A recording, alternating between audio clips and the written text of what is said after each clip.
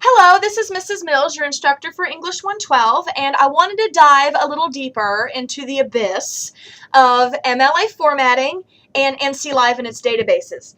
Now, I did do that introductory video, but that was just a quick overview. I wanted to get more in depth with, again, some formatting items with MLA, and I wanted to kind of walk you through NC Live and its databases because you're going to use NC Live and its databases as a primary source of research in this class. Remember, you're not allowed to use raw internet sources like a Google search, a Bing search, a Yahoo search, anything like that. You got to stick to academic databases. All right, a couple things about NC Live. Let me get my board in MLA. Let's look at MLA first. And I said this in the introductory video, but I want to stress it a little bit more. When you cite sources using MLA format and even APA format or Chicago or Turabian style, you must check the source type before you cite the source.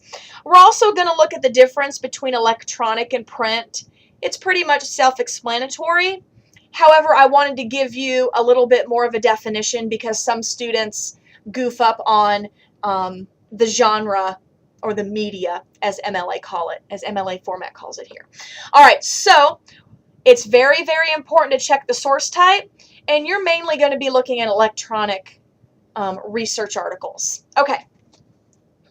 In MLA format, just as the board said, you have got to check the source type, and I'm going to show you how to do this through NC Live.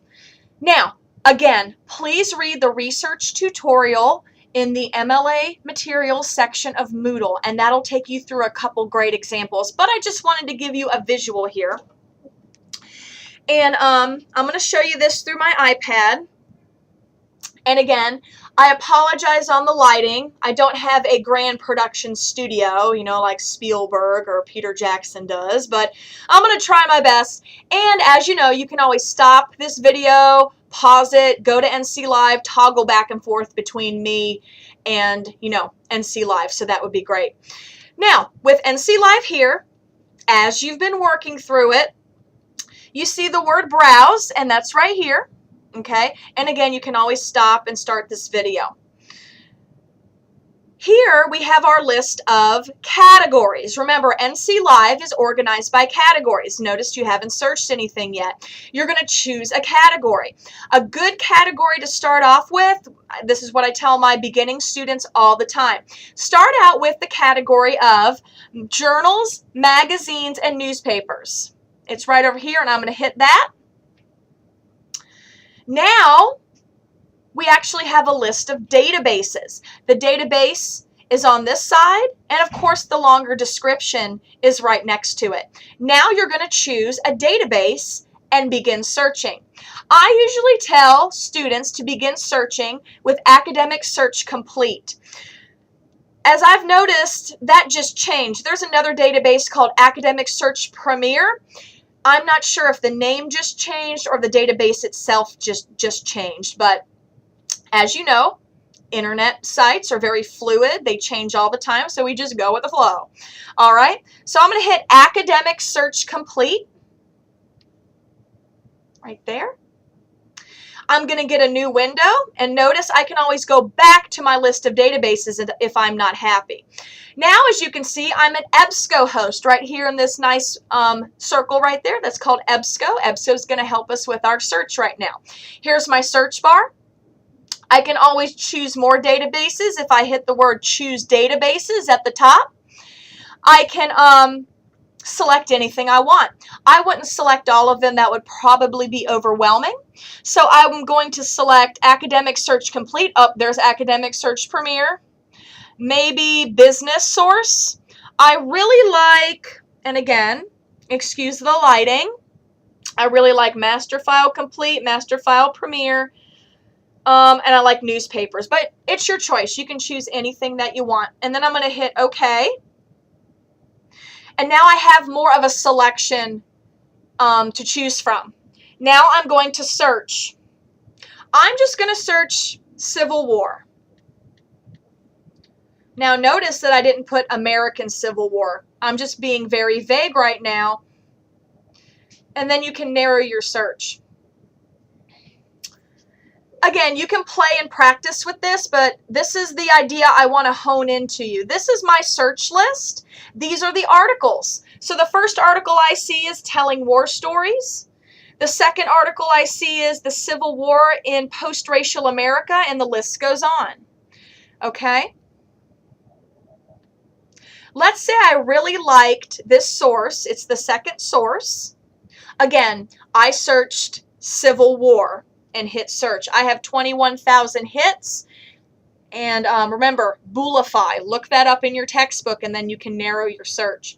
But just for time's sake, let's say I really like the Civil War in Post-Racial America. There's my article. It has a PDF. There's the abstract. It's what it's about, a little summary. And we're going to get into abstracts and annotations later with your annotated bib. Okay? And here is all your citation information at the top with any article. Here's your author, your source. Now, what I was telling you before, you have to check the source type to cite the article correctly. Document type is not a source type, okay? I'm going to go back to my results list.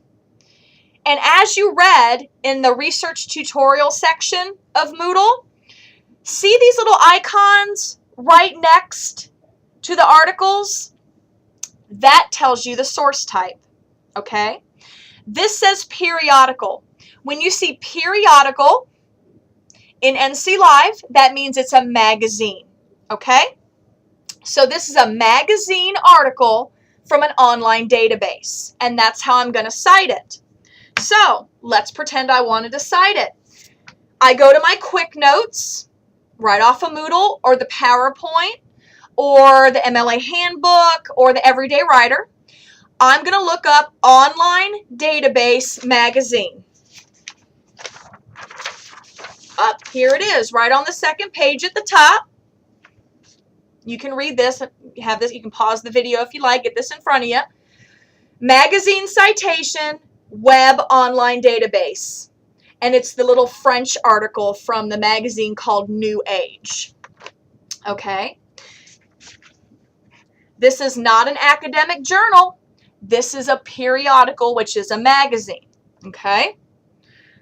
Actually, the next article I come across when I search the Civil War, the icon says academic journal. So that would be an academic journal from an online database. If I wanted to cite this source, again, the source type is in that little icon, academic journal. We are on NC Live, which is an online database. Look in our quick notes. And it's the last entry on the first page, and I gave you 2 examples of an academic journal online database.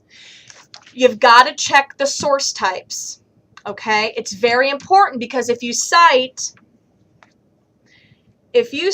this second article about the Civil War, it says periodical on the icon. If you cited that as an online journal, it's wrong, okay? You've got to check the source type, and these little icons are going to help you do that, all right?